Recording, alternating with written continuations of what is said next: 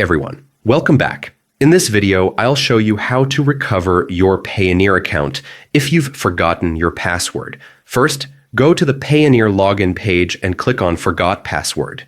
Enter your email or username. If you don't remember your username, just use your email. Complete the CAPTCHA and click Reset Password. You'll then see options to receive a verification code via phone or email. If you don't remember your phone number, choose the email option. Complete the CAPTCHA again and click Reset Password. Check your email for a message from Payoneer and click the Reset Password link. Enter your account email, select your country, and provide your phone number. Then enter your date of birth as you did when creating the account. Finally, click Next, set a new password, and click Reset Password. Your Payoneer account will now be successfully recovered. And that's it. If this video helped you, don't forget to like and subscribe for more useful Payoneer guides.